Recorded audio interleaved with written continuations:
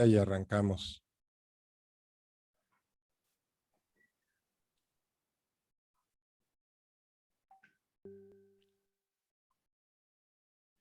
Bienvenidos a un nuevo programa de Café de Innovación.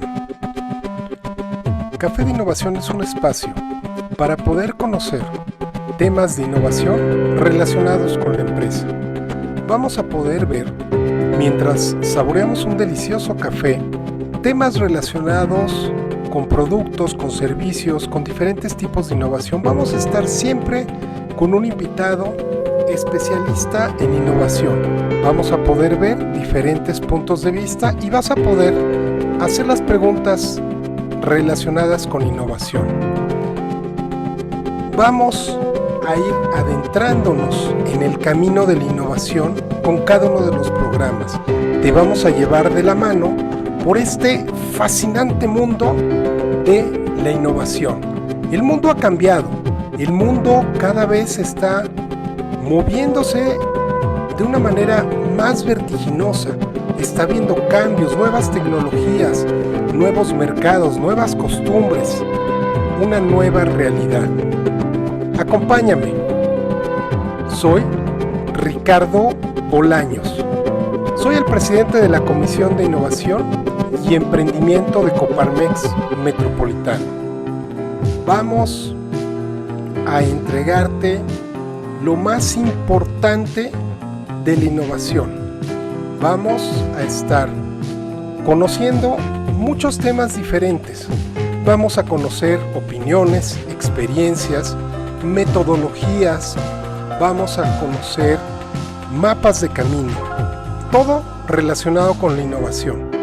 De tal manera que tú puedas aprender a innovar en tu empresa.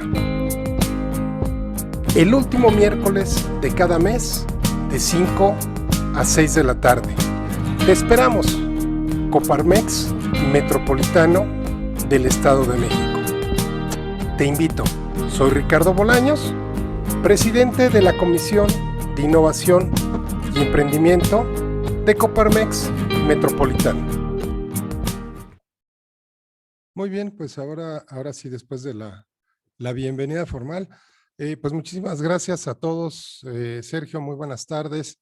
Y pues bienvenidos todos otra vez a este Café de Innovación del mes de junio. Y pues hoy tengo el gusto, orgullo y agrado de presentarles a un buen amigo, Antonio Tajonar.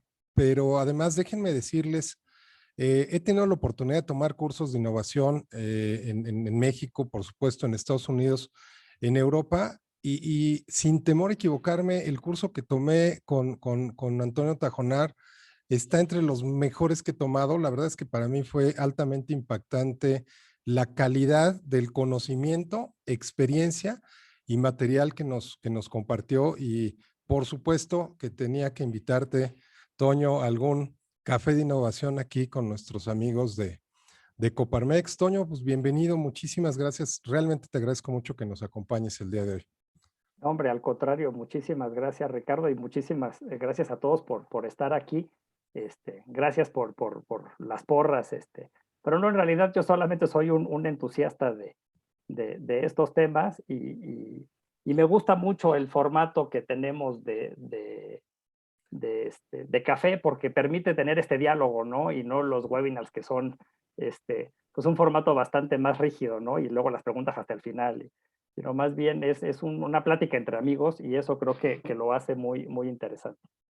Sí, correcto, Toño. Y fíjate, déjenme compartirles, en este, digamos que ecosistema de innovación, hay muchos jugadores, ¿no? Hay las empresas que están haciendo innovación, los emprendedores que están queriendo con algún proyecto innovador entrar al mercado, están esfuerzos de, por supuesto, universidades, centros de investigación un poquito más formal hacia la ciencia, pero empieza a haber organismos, a veces municipales, estatales o federales, que tratan de meterse en algo de innovación, en algo de ciencia, que a veces, Toño, no es tan fácil acceder a eso y Toño ha tenido la oportunidad, ahora sí que Toño ha estado teniendo la oportunidad de estar innovando, ayudando a empresas a innovar y también en estos sistemas regionales de innovación o aspirantes a sistemas regionales de innovación.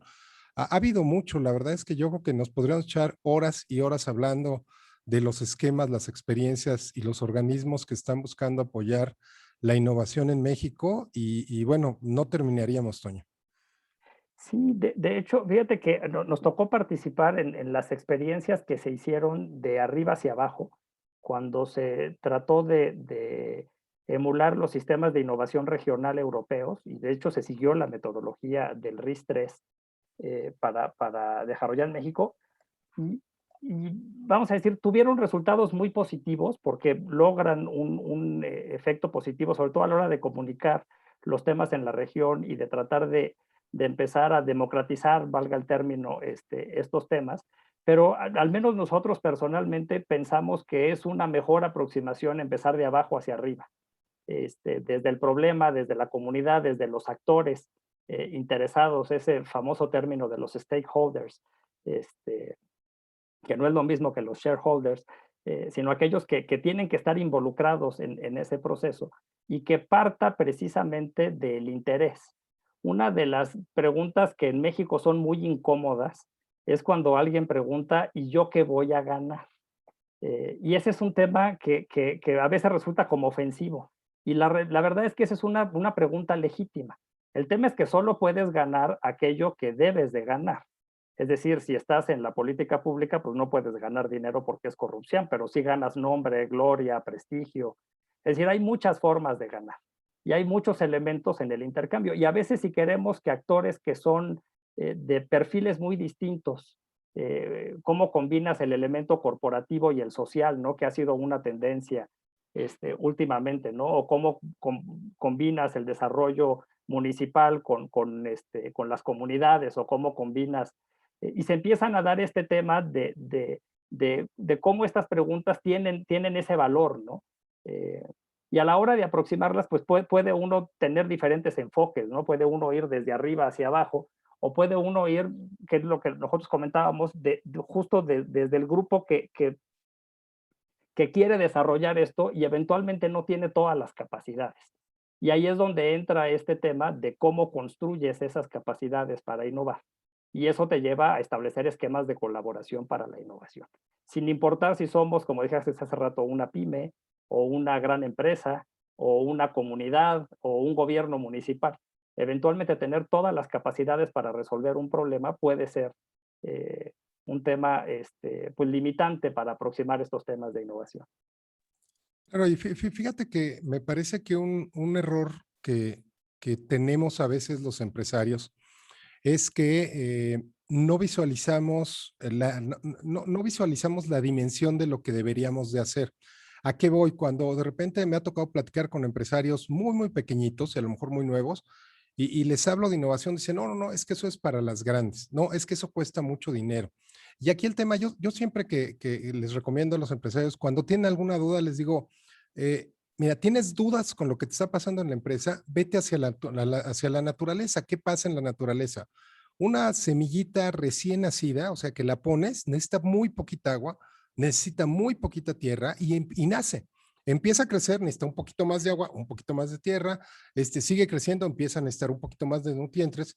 Entonces llega un momento claro, si esa semillita se convierte en un árbol, van a necesitar muchos más nutrientes, mucha más agua, muchos más cuidados, y lo mismo pasa con la empresa. Si vas empezando, tienes 4 o 5 empleados, tienes un par de años trabajando, pues a lo mejor tu nivel de innovación va a ser muy básico. Y si tienes más tiempo, pues vas a irte forzando a que vayas teniendo mayores niveles de innovación. Pero yo creo, Toño, que luego lo que nos pasa es que no sabemos cómo, no hay un modelo de cómo innovar, y precisamente puede hacer una gran diferencia. El día que estábamos tomando el curso contigo, nos enseñaste una cantidad de esquemas, una metodología, un roadmap y un modelo que a mí se me hizo extraordinariamente sencillo, pero extraordinariamente simple, perdón, simple porque estaba muy, muy, muy sencillo de entender, muy fácil de entender, pero muy poderoso. Y a veces siento que nos falta poner en la mesa este tipo de modelos para darles las herramientas a los empresarios para que puedan decir, claro, está muy fácil, y que empiecen casi, casi de manera intuitiva a empezar a hacer innovación. Correcto. Y hay un tema para mí importante, es que todos nos tenemos que entender como nuestra empresa o nuestra organización y su contexto. Y esto no es solamente para innovación, sino incluso para desarrollo de negocios, para aprovechamiento de oportunidades, para esquemas comerciales, y ese es un tema muy importante porque el contexto es un contexto dual, de la puerta hacia adentro, qué capacidades tenemos, con qué contamos, aunque como decía Ricardo, a lo mejor somos una organización muy pequeña de 4 personas, pero a lo mejor esa organización además es muy técnica o es muy comercial y queremos hacer un proyecto técnico, ¿no? O somos el gran corporativo y tenemos ciertas capacidades, pero también de la puerta hacia adentro, si eres un gran corporativo, tu contexto te llevará a un cierto tipo de gobernanza, de toma de decisiones, de alineación con la estrategia corporativa, que tienes que considerar, o vas a también a tirar unos petardos enormes que no van a llegar a ningún lado porque no estás alineado con la estrategia corporativa. Y pues te van a dar un abrazo de acatempan y pues next, ¿no? Porque no estás aportándole valor a la estrategia de negocio, ¿no? Entonces, y también hay un contexto de la puerta hacia afuera en ese sentido, ¿no? Entonces también hay que considerar pues, en qué sector nos estamos moviendo, cuál es la dinámica que tiene, etcétera, etcétera, ¿no? Entonces, y para mí ese es un tema muy relevante, ¿no? Mucha gente le llama análisis de contexto, le pueden llamar de muchas maneras, pero al final es entender esta parte, ¿no? ¿Qué es lo que queremos lograr? ¿Cuál es la iniciativa que queremos desarrollar? Y esa iniciativa, ¿cómo juega en el contexto que tenemos nosotros? Nuevamente, puede ser un tema comercial, puede ser un tema de innovación, ¿no? Si te vas a lanzar a ese proyecto, vas a concursar por ese proyecto, vas a licitar, por ejemplo, ese proyecto, y hay que ver esa parte de los contextos, ¿no? Entonces, entendernos nosotros en el contexto que tenemos en torno a la oportunidad o al proyecto de innovación que vamos a realizar. Y ahí es donde empieza uno a ver que pues, a veces hay proyectos que nos quedan muy chicos. Una de las cosas que aprendí con un gran corporativo, no vamos a decir quién es, pero estábamos tratando de salvar el centro de investigación que estaba haciendo estrategias para el centro de investigación que estaba como una empresa y no como una unidad de costos al interior de la empresa, entonces siempre perdían dinero porque era una empresa del grupo.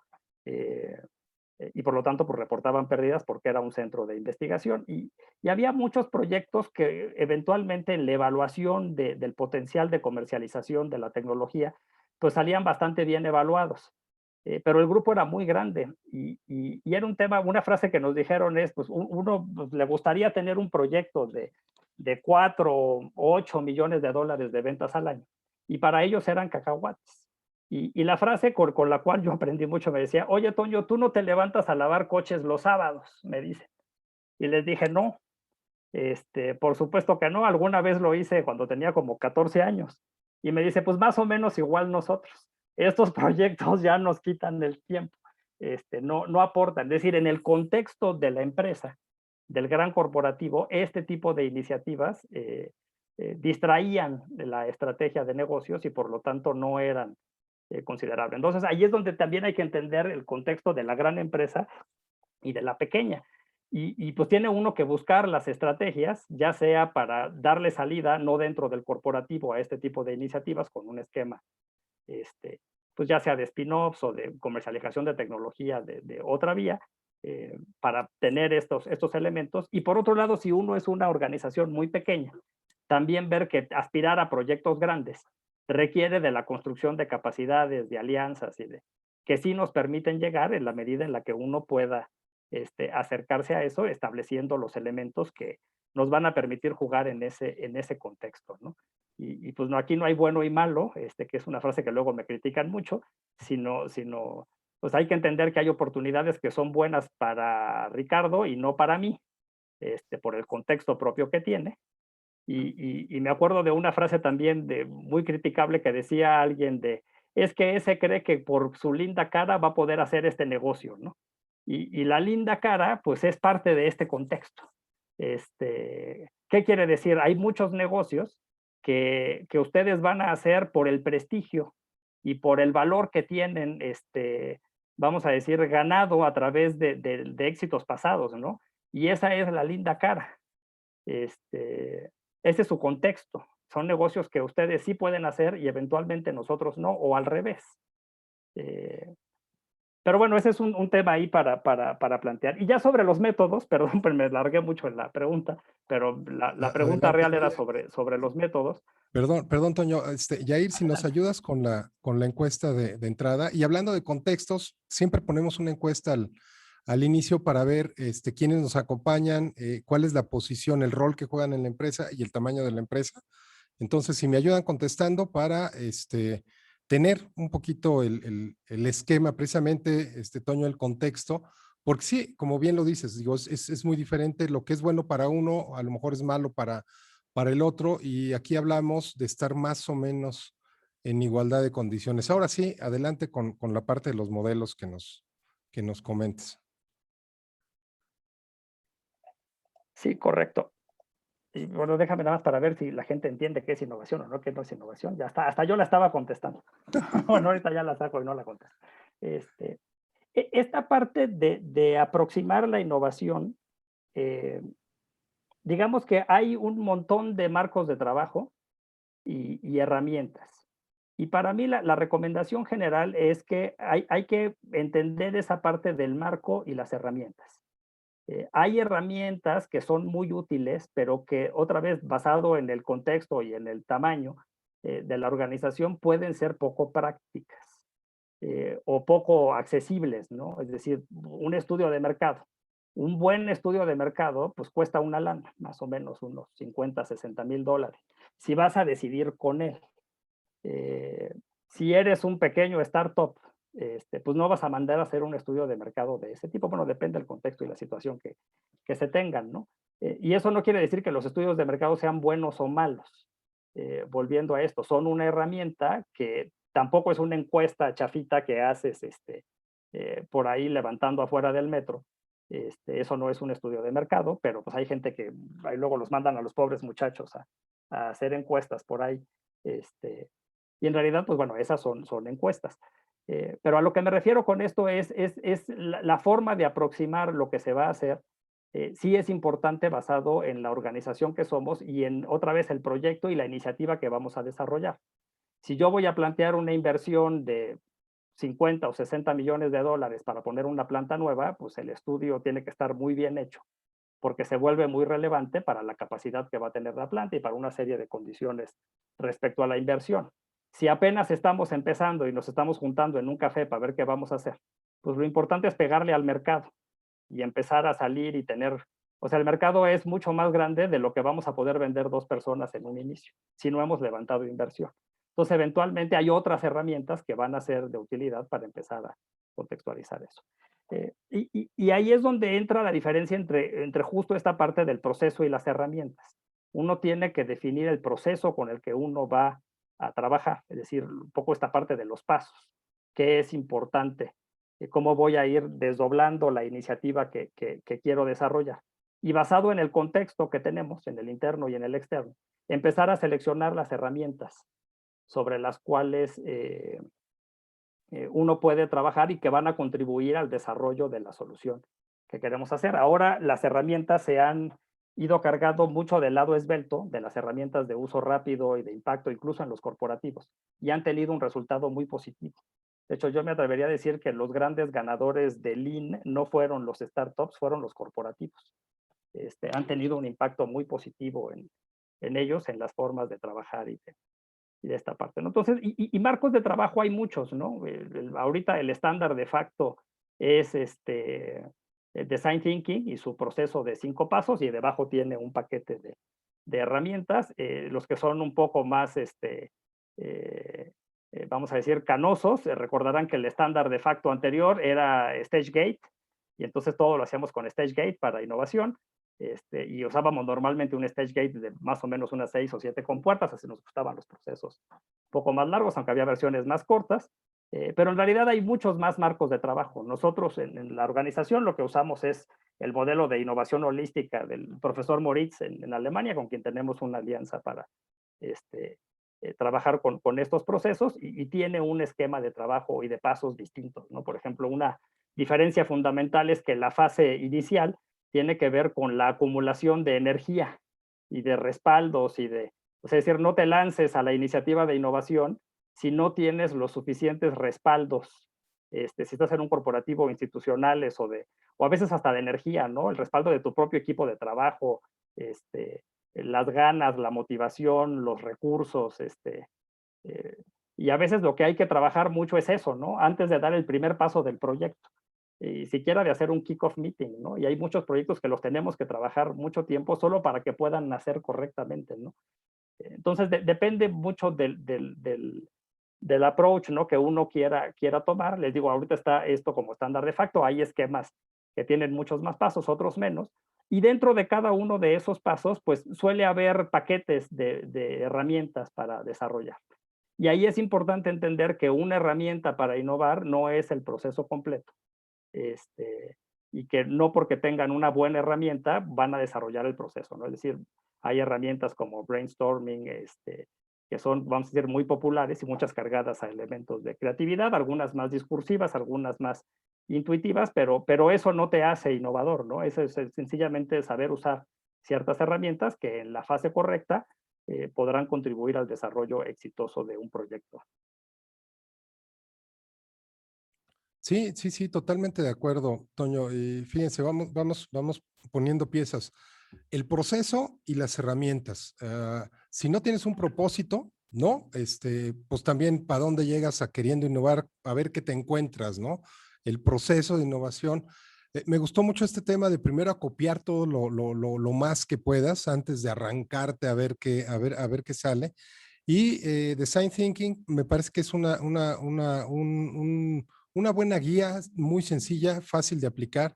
Y pues como muchas de estas herramientas, en la medida en la que la vas usando más y más y más veces, vas profundizando y vas haciendo más sutil y más experimentado su uso y consecuentemente los resultados, ¿no? Es bueno toda la parte de brainstorming que decías y como bien lo dices, hay cualquier cantidad de herramientas que puedes usar para apuntalar los procesos de innovación que vayas a estar teniendo, ¿no? Y ahí están muchas de las críticas, por ejemplo, que a veces se hacen a design thinking, ¿no? En realidad no están sobre el proceso, están sobre las herramientas. Eh, y ahí es donde mucha gente que es más purista, o sea, si tú hablas con la gente que hace análisis profundo del cliente, te va a decir que hay herramientas pues mucho más sólidas para hacer toda esta parte de los customer insights o entender la voz del cliente. Pero hay que entenderlo con ese contexto, ¿no? Al final hay una fase en el proceso en donde tú tienes que construir esa empatía, por ejemplo, si seguimos la guía de Design Thinking. Y esa empatía la puedes seguir de muchas formas. Y Design Thinking tendrá unas herramientas, pero te puedes meter con gran profundidad siguiendo modelo japonés de voz del cliente y meterte con ese tipo de referencias y no está mal. Más bien, otra vez, ¿qué contexto? ¿Qué es lo que necesitas saber? Hay un despacho de innovación que a mí me gusta mucho que se llama Red Associates, que son de Dinamarca, tienen oficina también en Nueva York, que justo esta parte de sense making, de hecho tienen un libro publicado que así se llama Sense Making, entran con una enorme profundidad, con una visión filosófica muy profunda de lo que es la persona, el ser, el entorno, me atrevería a decir muy heideggeriano, ¿no? Siguiendo estos términos. Y de veras tocan estos temas con enorme profundidad. Un proyecto, vamos a decir, estándar de ellos supera los $100,000, y solamente se meten en esa fase, hablando de las herramientas, ¿no? Pues otra vez, volvemos al tema, ¿no? ¿Entrevistas o contrato a Red para hacer este tipo de cosas? Otra vez es el contexto. Y eso no tiene que ver con el barco, te van a dar unos resultados sobre los cuales tú tienes que construir tu base para poder seguir a la siguiente fase de innovación. Entonces ahí es donde se vuelve para mí esta parte muy relevante. Y si somos una startup, pues no podemos aspirar a ese tipo de herramientas. Tenemos que usar otro tipo de herramientas que nos den una cierta certeza que nos permita avanzar. Y para mí lo más importante es entender que tenemos que recurrir al proceso completo, que no porque hagas el mejor análisis de empatía o el mejor proceso de ideación o el mejor proceso de definición, ya terminaste tu proceso de innovación. Esto no se va a terminar hasta que no tengas un producto o un eh, proceso, lo que hayas decidido intervenir, implementado de manera exitosa, incluidos sus ciclos de mejora este, o sea, de implementación y de mejora, ¿no? Hasta ese momento se termina la innovación. Si no, hay que entender que solamente estamos trabajando en alguna fase con algunas herramientas y que no necesariamente estamos innovando, aunque estamos contribuyendo a este proceso. Fíjate, y lo que comentas me hace sentido con el contexto de que he escuchado muchas personas que dicen, es que aquí en México somos muy innovadores. Y les digo, no, les digo, somos muy ingeniosos y muy creativos. Y me parece que el brinco entre el ingenio y la creatividad a la innovación es precisamente esa formalización del proceso. Dijiste algo que me quedó resonando en el cerebro, que es terminar el proceso. Somos malísimos para terminar, Toño, o sea, somos muy buenos arrancadores, ¿no? Empezamos y empezamos con gran ímpetu y digo, el ejemplo más sencillo es el típico de jugamos como nunca y perdimos como siempre, ¿no? Y entonces cuando ves los famosísimos partidos de fútbol de la selección, dices, no, es que vamos a, y de repente llega un momento en, ¡fum!, como que se desinflan, ¡fum!, se acabó, ya no acabaron el proceso, ya no cerraron ese círculo. Y a veces me parece, Toño, que también en no todas las empresas, por supuesto, pero en algunas eso sucede. Y otra vez, yo creo que es mucho el desconocimiento de tener la herramienta y tener estas alianzas de entendimiento. Puedes aplicar una herramienta básica de innovación completa, que termines todo el proceso y te va a funcionar. Si vas creciendo, vas aplicando cada vez modelos o herramientas más sofisticadas, claro, más caras, de mayor inversión, tanto económicamente como de tiempo, como de personal. Correcto. Y yo difiero porque ni siquiera somos buenos para arrancar, porque esta fase de juntar los elementos necesarios que te van a permitir tener una mucho mayor certeza de que el proyecto va a ser exitoso desde el inicio, no la hacemos. Siempre vamos un poco pues, al estilo mexicano, ¿no? Un poco como el Borras, o diría mi querido Raúl Tarrajal con el método ganadero, o sea, medio a lo buey. Este, pero bueno, ese, o sea, y en ese contexto lo que he visto es que somos muy buenos para las pedaceras. Somos los reyes de la pedacera. Incluso a la hora de que se contratan a los despachos, puras pedaceras. Hablando de los amigos de los corporativos. Traen al de la voz del cliente y traen al que los ayuda a hacer no sé qué cosa. Y me acuerdo a ejercicios que hemos hecho nosotros y que luego nos preguntan, bueno, ¿y qué sigue? Pues bueno, sigue C, D, F, G, H. O sea, siguen un montón de cosas que solo se pueden hacer si conoces la estrategia corporativa, ¿no? Y esa es la responsabilidad de las áreas de innovación en las empresas.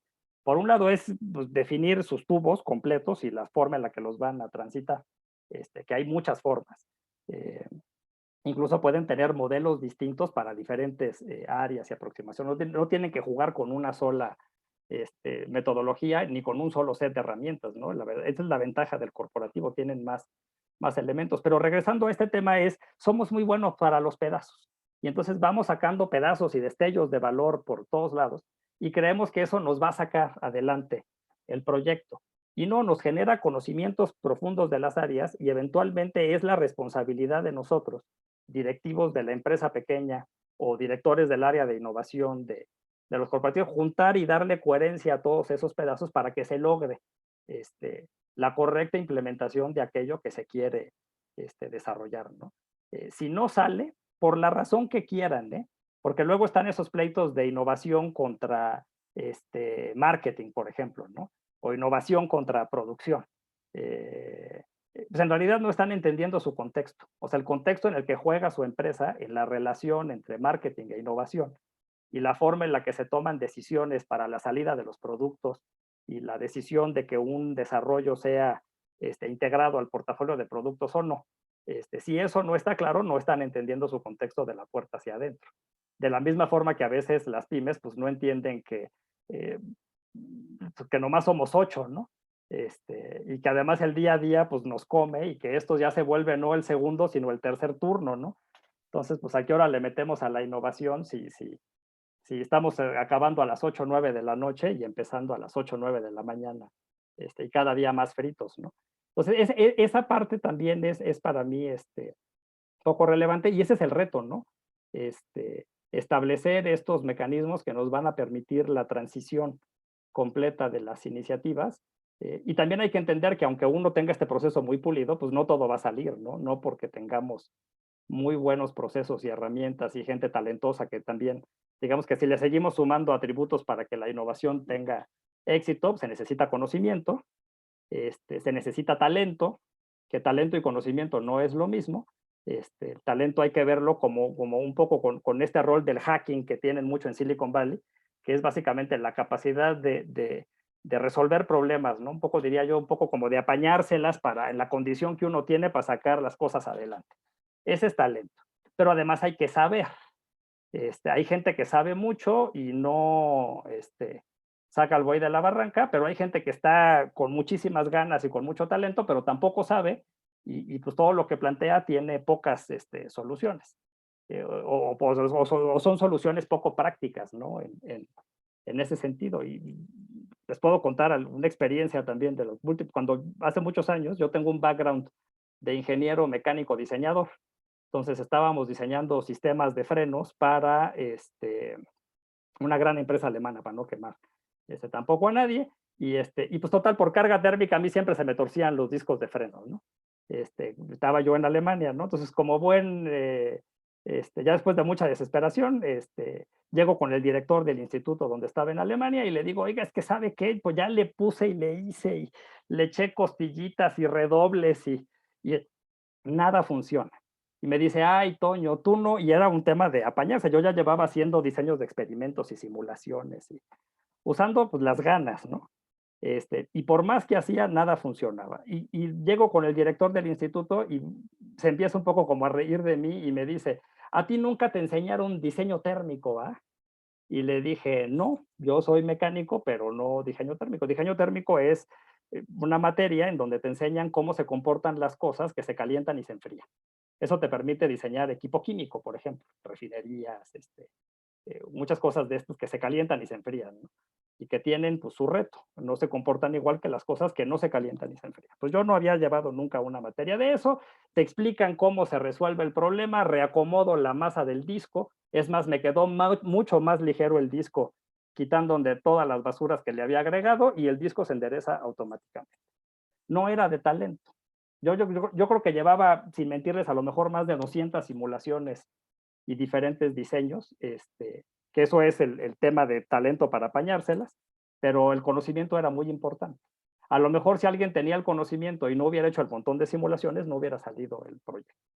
En ese proyecto que llevó a una patente ahí en Alemania, yo creo que hicimos, sin exagerar, por lo menos unas 9 aproximaciones diferentes y más de 1,700 diseños para llegar a algo que fuera funcional en este tipo de sistemas, ¿no? Entonces ahí hay ese rol, necesitas procesos, necesitas herramientas, necesitas talento,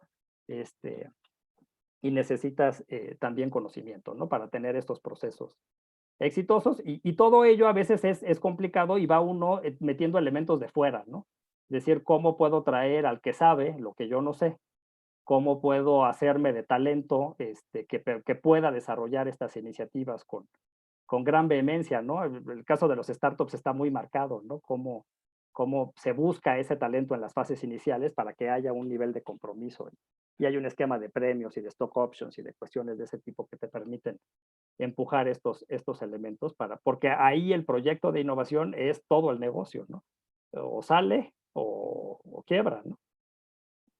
Sí, fíjate que yo creo que es bien importante que no perdamos de vista los elementos que nos comentas, ¿no? Y la realidad es que cualquiera de los elementos que nos comentas, teniéndolo a la altura de la empresa que tienes, pues es relativamente fácil el poderlo conseguir. Conocimiento, bueno, en internet puedes encontrar prácticamente lo que quieras, buscándole, si estás con presupuesto limitado.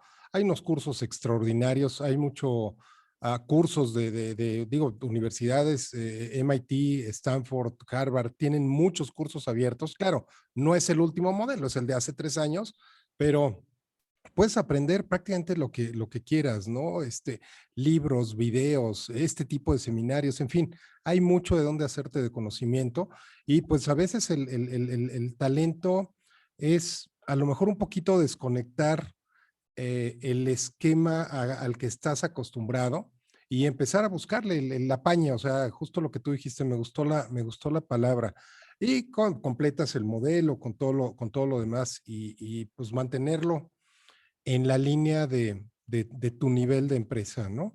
Entonces, bueno, no sé, Toño, algún modelo que nos comparta. Si alguien va teniendo por ahí al vuelo, como decían, alguna pregunta, alguna duda, por favor, con mucho gusto, levanten la manita, abrimos micrófono, cámara y por aquí lo Sí, que de vamos hecho ábranle comentando. porque se vuelve muy aburrido si no participamos todos. Es café entre cuates, no No, eh, no es clase.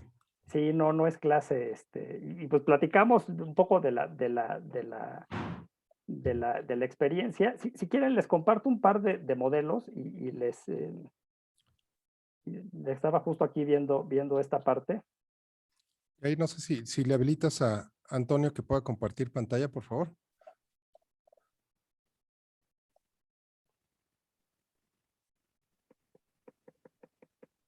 Y un tema también importante es que cuando uno va a innovar, este, lo que sucede es que también se mete uno en las dinámicas de cambio. Y estas dinámicas de cambio tienen estos retos muy particulares. Perdón, aquí ya se me está oscureciendo esto, le voy a prender a la lamparita. Que también hay que considerar, ¿no? Bueno, y también nada más para terminar esta parte de lo anterior, el otro elemento que es fundamental para el desarrollo de estas iniciativas tiene que ver con los equipos. O sea, no solamente es el talento, el proceso y las herramientas, sino la forma en la que integramos y articulamos nuestros equipos de trabajo. Si no somos buenos para hacer buenos equipos, no vamos a ser buenos para muchas cosas, no nomás para innovar. Hablando de esta parte. Y estos elementos que platicábamos de talento, conocimiento, estructura de los equipos o el tema del trabajo en equipo, procesos y herramientas, para mí en realidad son pilares para diferentes iniciativas, ¿no? Vas a renovar tu área comercial, pues otra vez tienes que tener gente que se las apañe para vender al cliente, que sepa lo que está vendiendo, que sepa de ventas, que estén trabajando en equipos sólidos, que tengas un proceso comercial importante y herramientas fundamentales para lograrlo, ¿no? O sea, es esta base que usamos nosotros para la innovación, a lo mejor porque nosotros como organización también tenemos mucho de desarrollo de negocios y hemos trabajado en aceleración de negocios y en temas de este tipo, pues encontramos estos como vasos comunes, ¿no? A la hora de definir los mecanismos de trabajo, si bien se carga uno a veces mucho al tema de innovación, hemos encontrado que esto en realidad sirve para otras cosas, ¿no? A la hora de armar el área comercial.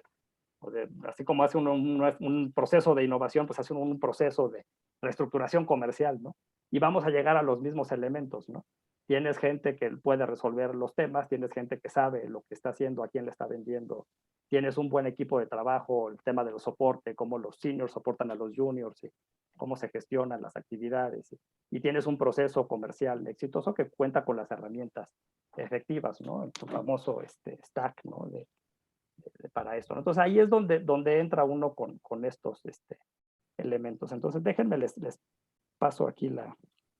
Correcto. Y si quieres, mientras, Gabriel, tienes una pregunta, adelante, por favor. Sí, hola Ricardo, Antonio, ¿qué tal? Mucho gusto y bueno, pues todos los que están aquí reunidos. Se me hace un tema súper apasionante, mis estimados, pero ¿dónde dejamos, Toño? Si bien en estas pequeñas empresas de las que está citando, Toño, el método ranchero o arriero, así como dices tú a lo güey, es de gran valor, ¿no? Pero ¿dónde dejamos la variante de la pasión? ¿Me explico?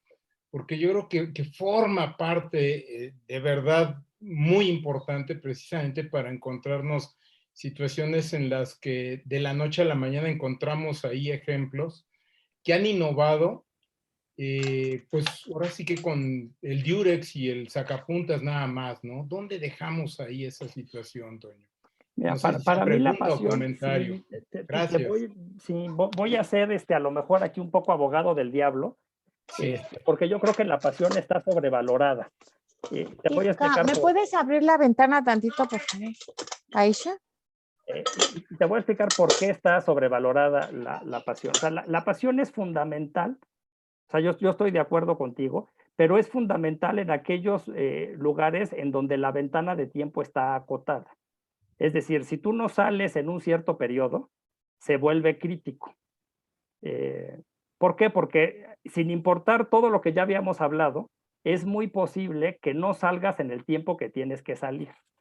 En el tema de los startups, todos los startups en los, vamos a decir, en los lugares de vanguardia en el mundo, México no es uno de ellos.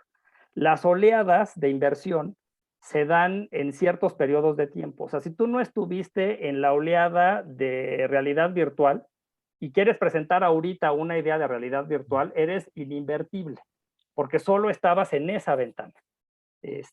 Y ahí es donde la pasión es fundamental, porque esa ventana va a durar 18 o 24 meses y luego lo que sigue, ¿no? Entonces, ahí está muy marcado y a veces nos pasa también en las ventanas comerciales. Solo tienes un cierto periodo para salir con ciertas cosas o se te fue el tren. Ahorita, por ejemplo, las soluciones COVID y cosas por el estilo, ¿no? Ahorita el que quiera salir con plataformas nuevas de ciertas cosas, pues a lo mejor ya va llegando tarde. Y entonces tienes ese limitante en donde, además de todo lo anterior, la pasión se vuelve fundamental. Si no estás ahí y vives en la gestión de un portafolio de 400 proyectos, a mí me preocupa más la disciplina, el trabajo, que los equipos estén bien estructurados, etcétera, a que sean los de la gran pasión, ¿no? Mucha gente dice es que si no tienes la pasión no vas a salir adelante. Otra vez depende del contexto. Si somos 4 y somos un startup, sí estoy de acuerdo. Pero si eres un corporativo de 22,000 personas, pues está sobrevalorada la pasión. Poco, lo que decíamos es la gran cantidad de gente que además hace un extraordinario trabajo, no va a tener la pasión. Y no por eso no hacen un extraordinario trabajo, ¿no? Cumplen su rol, están con las funciones y ahí más bien es cómo integramos los equipos para ir balanceando estos elementos. No Oye, lo elimino, pero otra vez juega con el tema del contexto, ¿no? Por eso para mí, nosotros somos, incluso en los procesos de aceleración y de desarrollo de oportunidades de negocio, están basados en eso, ¿no? En el contexto, porque otra vez lo que es una oportunidad para ti no lo va a ser para mí, y ahí es donde entra si la pasión va a ser más relevante o menos relevante en el contexto de la iniciativa, la ventana, las capacidades y una serie de factores. Pero digamos que ahí a lo mejor lo que dije no le gusta a mucha gente, pero esa es nuestra visión, ¿no? De cómo vemos porque también pura pasión genera problemas en los equipos. oye, y fíjate, déjame comentar, Toño, agregando a lo que tú dices. A lo mejor, Gabriel, a lo mejor dividiríamos la innovación en dos, en una innovación estructural, no una innovación de modelo, como tú bien dices, Toño, de ventana, donde tienes que estar justo en el momento de la ola, de lo contrario, ya más que innovador, a lo mejor te hace seguidor. Sí, digo, por supuesto que haces algo nuevo, algo diferente a lo mejor, pero si no entras justo en esa ola, ya te quedaste, como bien lo dices, fuera de contexto. Sin embargo, a lo mejor hay muchas innovaciones pequeñitas que a lo mejor no podríamos hablar de una innovación estructural, a lo mejor es un tipo de innovación coyuntural o lo que quieras. Por ejemplo, yo durante muchos años tuve un negocio de reparación de equipo de cómputo, arreglábamos impresoras.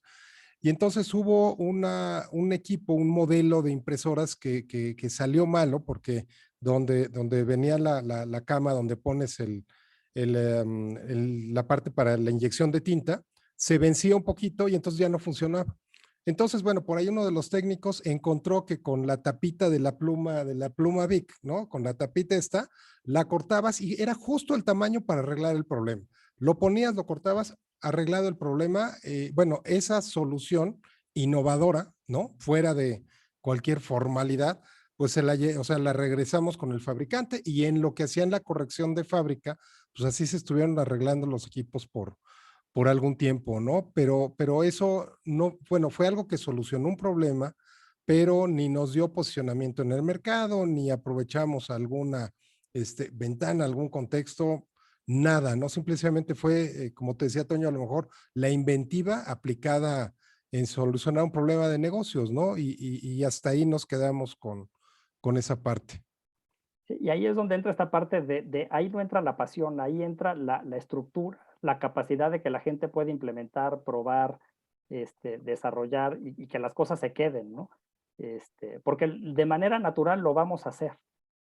Incluso muchos de estos elementos están en los elementos de calidad, ¿no? Si tú ves el trabajo de los círculos de calidad y de la forma en la que, vamos a decir, empiezan a plantear las soluciones, hay muchísimo de innovación ahí. Y no necesitas así la superpasión, ¿no? Más bien es la estructura del equipo, el círculo de calidad, el proceso con el que trabajan los círculos de calidad. Y hay un montón de soluciones y de mejoras que cuando ves lo que implementan, pues van contribuyendo a los objetivos de la empresa. Ahora, ese tipo de estructuras, pues se inventaron para la calidad, pero las podríamos hacer en un montón de áreas, ¿no? O sea, ¿cómo metes a los black belts en el área comercial, ¿no? Para que hagan este tipo de procesos y le den su limpiadota, ¿no? Pero bueno, esa es parte de un poco de cómo vemos nosotros este tema, ¿no? Y cómo al final pues podemos innovar todos, ¿no? En la empresa, sin importar si tenemos un rol, vamos a decir, más o menos directivo o más o menos operativo, ¿no? Correcto, correcto. Si quieres, sí puedes compartir pantalla. Sí, correcto, ahí voy. Aquí estoy ya, Adelante. screen share. Gracias.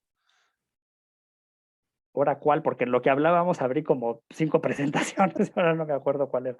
No, espérenme tantito, ahí voy. Es esta.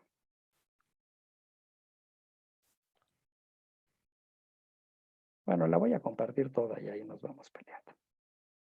¿Ya se ve? No.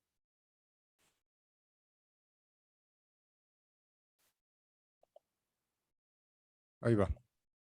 Ahí está ya.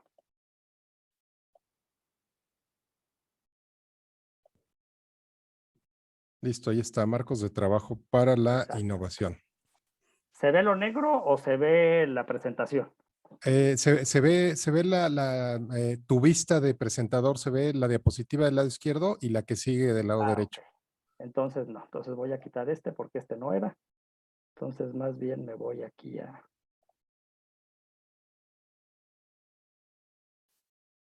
No va tampoco. No, es que en el Zoom compartes por, ahora sí, ahí Ahora está sí, ya. ahí está ya. Entonces, bueno, un poco esta parte de los marcos de trabajo. Antes de empezar con los marcos de trabajo, yo lo que les diría es que hay que tener un enfoque integral. Es decir, para la innovación. ¿Qué quiere decir esto? La primera es, hay que tener un concepto de lo que es la innovación para nosotros. Y esto para mí es mucho más relevante de lo que ustedes creen. Es decir, para ustedes, ¿qué es la innovación? ¿Qué vamos a entender por innovación en nuestra organización, en nuestra área de innovación? Yo les puedo dar nuestra definición de innovación. Nuestra definición de innovación es crear valor evidente de forma que el usuario o el cliente esté dispuesto a adoptarlo. Esa es nuestra definición de innovación. Y si la descomponemos, vamos a encontrar el término de valor. Es decir, hay que crear valor y ahí hay todo un elemento del ciclo de valor y cómo nos podemos ir más allá de solamente la definición de valor, sino todo un tema de ciclo de valor, pero lo tienes que crear. La segunda es tiene que ser evidente. Si no lo veo, no hay innovación. Y hay muchísima gente que, acuérdense que nuestro principal enemigo en la innovación es el paso. O sea, ¿qué quiere decir esto? Oye, es que aquí está y vamos a hacer y paso. Gracias. ¿Quiénes de ustedes tienen Facebook? ¿Quiénes tienen Twitter? ¿Quiénes tienen Snapchat? ¿Quiénes ahora tienen TikTok? Y se van a dar cuenta cómo en algún momento se empezaron a subir a este tren de las redes sociales. Y llegó un momento en el cual, a lo mejor por edad o por otra cosa, dijeron paso. Y ya no se subieron a más redes. Dicen que es por edad y no es cierto, pues esto tiene que ver con ciertas afinidades pero al final lo que hicimos fue decirle paso a las redes. Y no es que no sean innovadoras, ni que no tengan valor, sino que sencillamente ese valor no es evidente para nosotros y por lo tanto no estamos dispuestos a adoptarlo. Así nos presentaron el Windows 8, por ejemplo, y la gente dijo paso. A mí me parecía una plataforma extraordinaria, pero pues a la gente no le gustó y pues paso. Pero hay gente que tiene otro tipo de definiciones o otro tipo de conceptos de innovación, que se van a elementos más tecnológicos o elementos diferenciadores o elementos de cambio. Y en nosotros nos vamos a un elemento de valor evidente. Si no lo ves y no es evidente para ti, pues no es innovación. ¿Por qué? Porque no lo vas a adoptar. Y si no se adopta, no hay implementación exitosa. Y si no hay implementación exitosa, no es innovación. Es un buen desarrollo tecnológico, comercial o del tipo que quieran, ¿no? Incluso de modelo de negocio, ¿no? Que eso es lo que pasa, por ejemplo, con muchas innovaciones que se quieren hacer que modifican el modelo de negocio en los corporativos. Y acuérdense que los corporativos tienen que tener siempre cuidada la vaca de ordeña. Esa no se puede descuidar. Entonces, si tu innovación obliga a que cambies el modelo de la vaca de ordeña, no va a pasar. A menos de que hagas un spin-off y eso, pero la innovación no puede cambiar la vaca de ordeña. Ahí es donde entraríamos en un concepto equivocado en el contexto particular que tenemos, ¿no? Entonces, ¿por qué? Porque el valor que tú presentas nunca va a ser suficiente para arriesgar la vaca de ordeña. Pues si de esto vivimos. Entonces, si tú me pides que yo arriesgue esto, no hay valor. Y no es que el proyecto no tenga valor, sino que lo que me estás pidiendo. De hecho, hay un libro muy bonito de Michael Schrage, que, ahorita te digo cómo se llama. Michael Schrage es profesor en Sloan, en MIT. Y él habla de un concepto que se llama the ask, la pregunta. Y eso ahora que estamos estado en muchos temas de innovación social y de temas de política pública, innovación gubernamental y cosas de ese tipo, ahí se vuelve muy relevante. Cuando tú sacas esta innovación social, ¿qué le estás pidiendo a la comunidad? O sea, ¿qué es lo que le pides? ¿Cuál es esa pregunta de ask?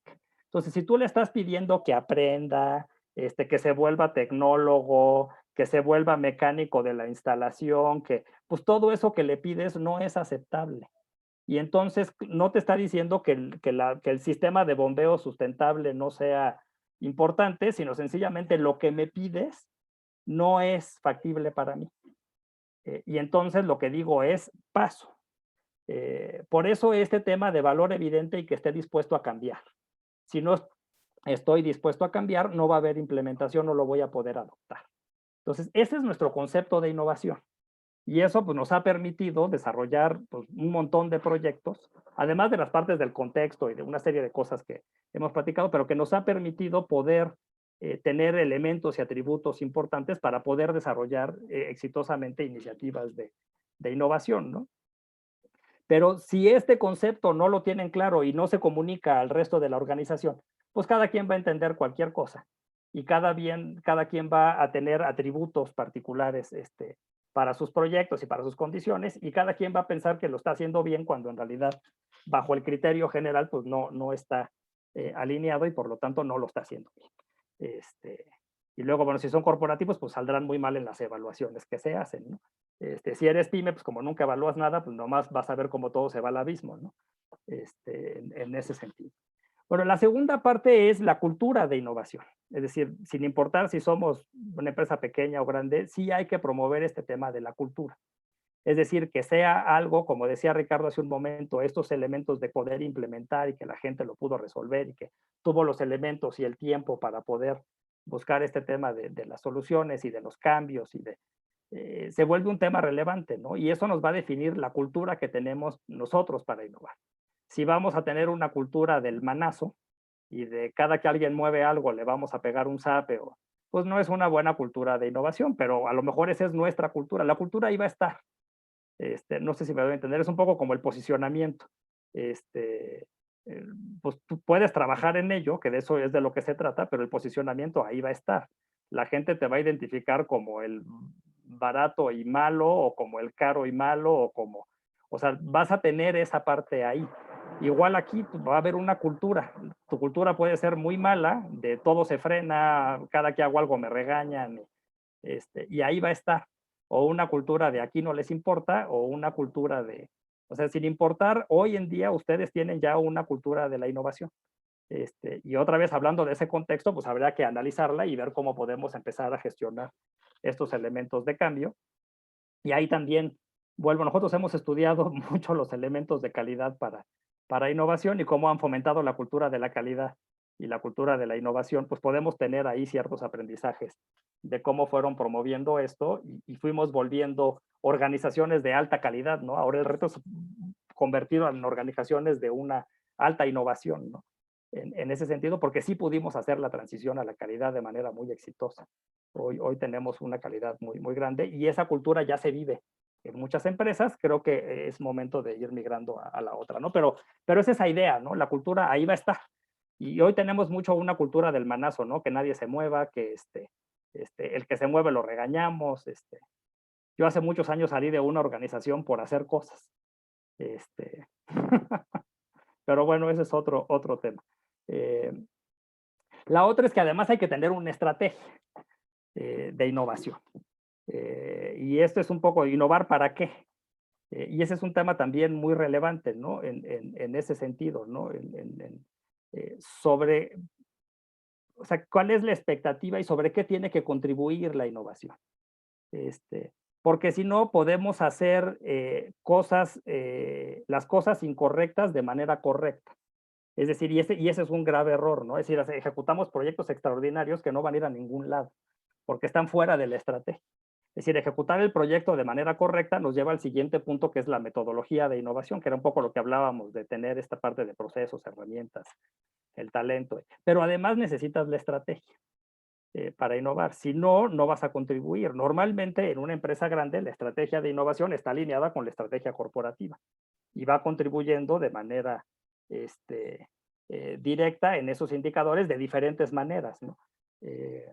Y ahí es donde, por eso también pues, podemos trabajar con diferentes metodologías por la forma en la que se va a desarrollar los perfiles o el portafolio de proyectos, ¿no? Pero sí es importante tener esta parte de la estrategia. Si somos una empresa pequeña, pues a lo mejor la estrategia es lanzar un par de productos al año, nuevos, ¿no? O incursionar en un nuevo mercado cada 3 años. Entonces, ¿cómo la innovación va a contribuir a esa estrategia, ¿no? Al desdoblamiento a través de mercados con productos similares o al lanzamiento de nuevos productos, ¿no? Aquí se lanzan una familia cada 3 años y 2 productos cada año, ¿no? En las diferentes familias. Entonces, esa es la estrategia de innovación. Entonces, ya vamos contribuyendo sobre esos elementos. Lo de la metodología ya lo tocamos ampliamente hace un momento. Y la otra es la administración. O sea, estas cosas se tienen que gestionar. La innovación no se administra sola, no porque sea interesante. Que lo mismo pasa con las ventas, ¿no? Mucha gente, pues solo sale a vender, o todavía peor, no solo le compran, y no tiene pues un proceso comercial y no tiene una administración correcta ni las herramientas, muchas cosas, y pues al no tener un proceso repetitivo y sistemático de ventas, pues sus ventas son muy aleatorias. Pues lo mismo pasa aquí en la innovación. Esto no, y además en innovación es todavía más crítico porque esto puede tender al caos de manera más fácil, ¿no? También luego hay corporativos que sobreregulan mucho esto, pero pues bueno, eso es parte de cómo cada quien pues va decidiendo trabajar, ¿no? Entonces, aquí la recomendación es échenle una pensada de cómo están trabajando ustedes estos elementos, cuál es el concepto que tienen, cómo está su cultura para innovar, cuál es la estrategia que tienen para la innovación, cómo se alinea con la estrategia de negocio inclusive, con qué procesos, herramientas, equipos, gente trabajan y cómo están gestionando esto para que no se les vaya de las manos. De hecho, muchas de las metodologías tratan de establecer elementos para la administración. Y acuérdense que las herramientas no son la metodología y tampoco la administración, ¿no? O sea, poner un buzón de la innovación, pues no te hace innovador. Es una herramienta. ¿En qué contribuye? ¿Cómo lo vas identificando, ¿no? Entonces, para nosotros es una parte relevante y tiene que ver con esta parte de construir el futuro, que ese también es otro elemento que no me quiero meter mucho con esto, pero hay que mantener, ¿no? El futuro lo tiene uno que empezar a construir. Y es esa frase, ¿no? Que el futuro se puede predecir, sí, y solamente hay una manera de predecirlo y es creándolo. Y es una frase que eventualmente tiene mucho de estos elementos, ¿no? De cómo vamos metiéndonos a establecer estos elementos de riesgo y de valor y de construcción de este cambio que nos va a permitir ir hacia mejores estadios, ¿no? Por eso lo de la estrategia es importante, porque lo podemos hacer muy bien, con mucho valor y con muchos elementos, vamos a decir, innovadores, o que se perciben como innovadores y que en realidad te van a llevar al abismo. Tristemente, yo sí he visto quebrar gente que hace las cosas equivocadas de manera correcta, en muchos aspectos, desde empresas que se digitalizaron, pero con el modelo equivocado, y en lugar de quebrar en 3 años, quebraron en 1 año, porque se fueron al abismo más rápido. Pues es que lo estabas haciendo mal. Entonces, quieres ser bueno para vender un producto con el que pierdes, y de repente hay gente que de veras no calcula bien los costos, y tiene ahí ciertos elementos en donde, pues cuando se dan cuenta, pues vendieron más rápido lo que perdían dinero y de veras se fueron al pozo más rápido, en ese sentido, ¿no? Y aquí un tema o una crítica es que la mayor parte de la gente piensa que para innovar hay que hacer estas cosas. Hay que hacer estudios, ideas, opiniones. Y la respuesta es no. Y no porque esté mal, sino porque este enfoque, vamos a decir, muy lineal, lo que hace es pelear las guerras del pasado. Es decir, cuando los mercados estaban condicionados, por ejemplo, pues era lavar a mano o tener lavadora. Pues claro, tú hacías un proceso muy lineal, sacabas tus lavadoras y funcionaba bien. Hoy que hay cientos de lavadoras en el mercado, este tipo de cosas ya no son tan funcionales. Y ahí es donde hablo de mercados condicionados para la innovación, ¿no? Aquí la idea es más bien hablar de visiones. ¿Qué es lo que tiene que ser eso que va a construir el cambio? Esto es a lo mejor muy Steve Jobs, ¿no? Que odiaba los estudios de mercado y eso de irle a preguntar a la gente. Tú tienes que presentarle a la gente lo que ellos no saben que quieren. Un poco esa visión, ¿no? Y en realidad es eso, ¿no? ¿Cuál es la visión que tienes alrededor de esto? Y sobre ello pensar en soluciones con elementos de creatividad fundada, traduciendo lo subjetivo y lo objetivo, que es esa parte de la empatía. Porque no, acuérdense que los elementos son de aceptación y la mayor parte de los elementos de aceptación no son duros, están en esta parte empática, ¿no? En esta parte de por qué sí. O sea, ¿qué es lo que hace? Y en casi todos los casos de innovación que puedan analizar, van a empezar a ver esa parte de la traducción de lo subjetivo y lo objetivo. Por ejemplo, en los casos de IDEO está del maletín de un equipo médico que era portátil y que las enfermeras no querían cargar por el hospital. Y aunque estaba el equipo portátil, las enfermeras lo rechazaban y mejor sacaban al paciente con la camilla y lo llevaban al equipo físico. Y era un fracaso absoluto, ¿no? Y la forma de hacer que eso funcionara fue poniéndolo en el maletín más fino de los doctores, en ese maletín que representaba prestigio médico, hablando de generar aceptación, ¿no? Y eso fue lo que le dio valor al equipo y fue lo que hizo que las enfermeras decidieran sacar el equipo y hasta se paseaban con orgullo por los pasillos del hospital. Ese es un caso de IDEO, está documentado ahí en alguno de sus libros, y esa es esa parte de la empatía.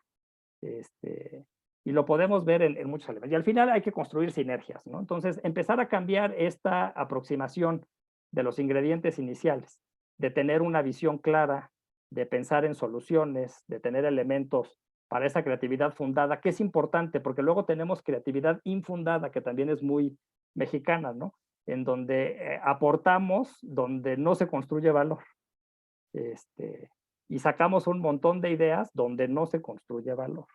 De hecho, metodológicamente, en Design Thinking le llaman define, nosotros en innovación holística le llamamos los principios base, es decir, tienes que ser muy creativo en aquello que contribuye al valor. ¿Qué es eso que contribuye al valor? ¿Qué es eso que va a permitir que esto sea un éxito? Incluidos los elementos subjetivos, ¿no?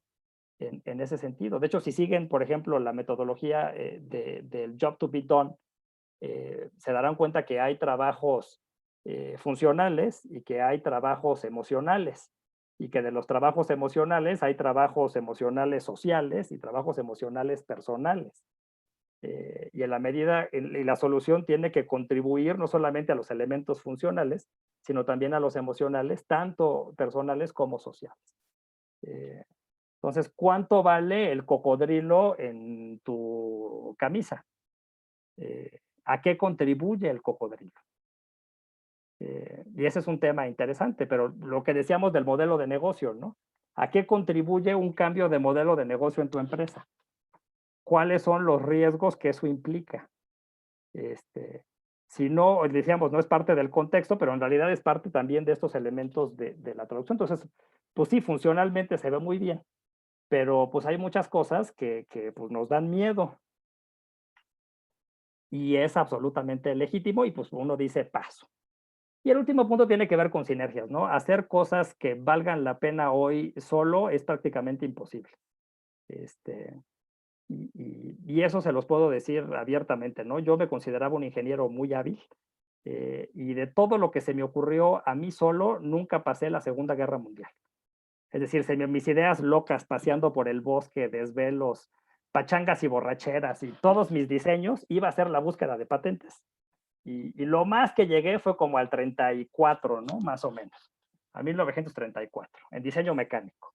Pero trabajando con modelo, en equipos, hicimos un montón de cosas, hasta patentes llegamos a obtener en Alemania, ¿no? Patentes mexicanas.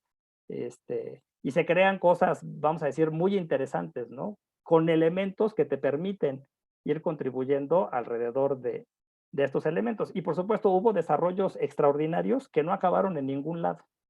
Esta patente que les decía de un montón de diseños, al final la automotriz decidió no implementarla.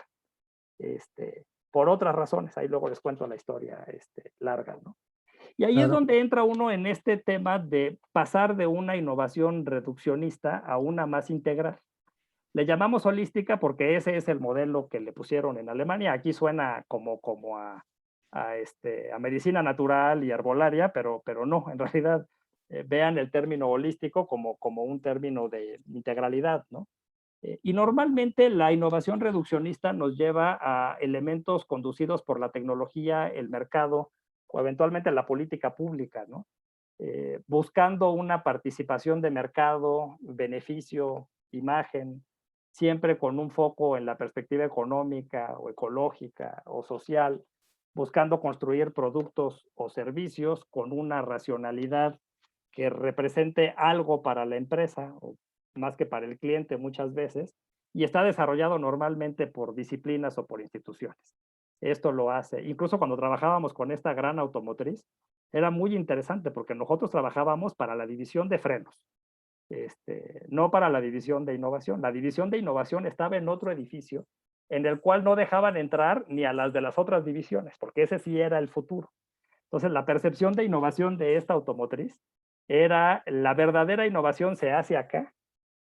Todo lo demás, aunque hagan enormes desarrollos tecnológicos, proyectos y un resto de innovaciones, pues se consideraban un poco como la perrada. Y literal, dentro de la planta en Alemania, los coches circulaban tapados y no podías entrar a esos edificios. Era una cosa muy particular.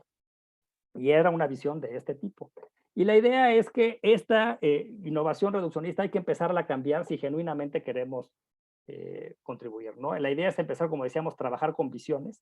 ¿Qué es lo que tiene que ser ese futuro deseable? ¿Qué es eso que va a transformar nuestra empresa, nuestra comunidad, a nuestro cliente? ¿Cómo le construimos este valor agregado integral, holístico, desde todas las perspectivas, desde estas que decíamos funcionales, emocionales? ¿Cómo vamos a hacer que sea comprensiblemente sostenible? ¿Cómo vamos a, ay, aquí ya me perdí, cómo vamos a apostarle al sistema y no a un producto o servicio? Porque otra vez, cuando hablamos de valor agregado holístico, tenemos que empezar a pensar en el sistema. Entonces, ¿cómo esto, el resultado es un nuevo sistema, más efectivo?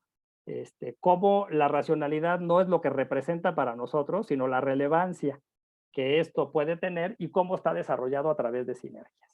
Y eventualmente esto nos va a llevar, o este elemento de empezar a construir esta concepción de la innovación. Nosotros le decíamos nuestra definición, ¿no? Pero en realidad el concepto puede ir más amplio. Y este es el concepto con el que trabajamos con innovación holística. Cómo construye unos sistemas a través de una visión que determina valor agregado integral, que es sostenible.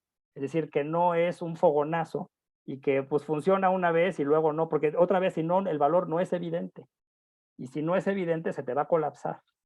Lo vas a lanzar, le vas a meter el hombro, pero solo va a funcionar mientras el hombro esté metido. No es sostenible.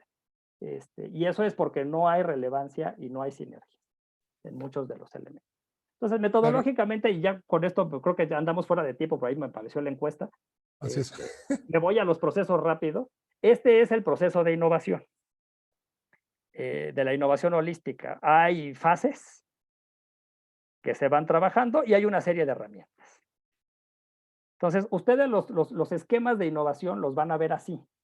Entonces, la fase es el impulso y hay ciertos elementos que se pueden empezar a hacer para el impulso, la promoción, personalidades, experimentación y cuestiones de ese tipo, ¿no? Y al final, pues van a tener este tipo de paquetes de procesos y herramientas, ¿no?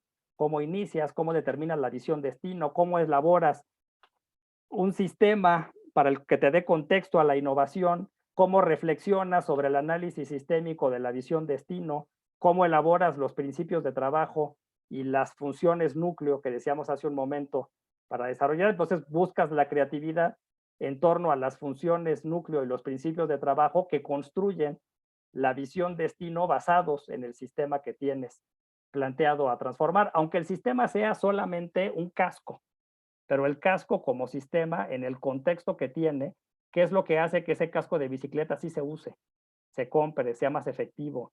¿Qué es lo que va a hacer que funcione?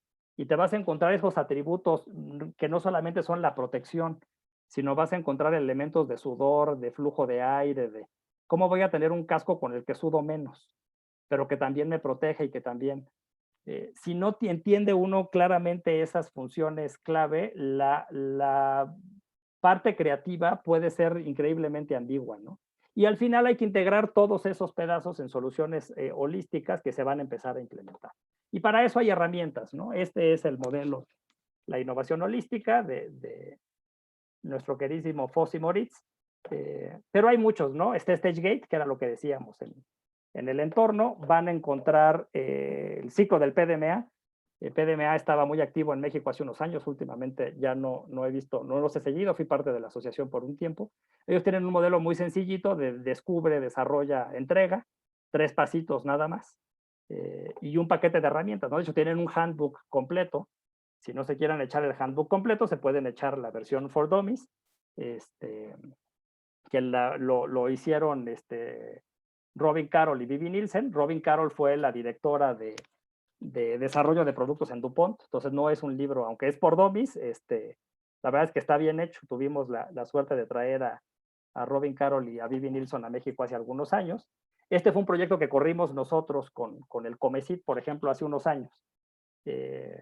Y un tema aquí interesante es la secuencia. Por ejemplo, en este proceso, primero integrábamos equipos y luego identificábamos los retos y oportunidades para definir el campo de innovación y luego la selección de retos en un proceso. La empresa grande normalmente trabaja al revés, a diferencia de la pyme. Primero se pone a identificar los retos, selecciona los campos. El campo de innovación es un concepto que mucha gente no trabaja y que es muy relevante. ¿De qué tamaño va a ser la cancha en la que vas a jugar? Si no tienes mucha condición o eres una organización muy pequeña, vamos a decir un equipo o un juego, niños de 6 años, y los mandas a jugar a la cancha grande, pues van a dar pena. Y no es porque sean malos, es porque pues agarraste una cancha muy grande. Y al revés, si tienes a unos lagartones de 16 años y los pones a jugar en la sala, pues van a ser un desastre. Entonces, el campo de innovación es un tema muy relevante. Hablando de cómo vamos a generar incidencia. En los corporativos, primero se empieza con los retos y se seleccionan. Y basado en los retos y en el portafolio que se tiene que construir para impactar en la estrategia de negocio, se arman los equipos. En la pyme no tenemos ese lujo ni esos recursos de escoger y luego armar los equipos, porque no vamos a tener suficiente gente para armar 5 equipos. Y muy posiblemente esa gente no tenga la capacidad para resolver esos retos, o no tengamos los recursos para traer expertos para resolver esos retos. Y entonces, esa aproximación, la idea es que mejor primero integremos los equipos y que esos equipos escojan los campos y los retos que ellos creen que sí van a poder resolver con las herramientas que tienen para implementarlos. Y luego ya te vas a tu proceso de desarrollo más convencional, ¿no? Pero un poco quería mostrar esta parte porque sí nos permite empezar a entender que la secuencia de actividades tiene un impacto y que las herramientas que tienes para integrar equipos, para identificar retos, se vuelven clave en las organizaciones, ¿no? Entonces, bueno, ya le paro por aquí porque creo que andaba ya muy colgado. Yo tengo... Un poquito. Oye, por ahí les pusimos nuestra encuesta de salida, si nos ayudan contestándola. Les agradezco mucho que nos hayan dado estos minutos adicionales. Toño, pues interesantísimo.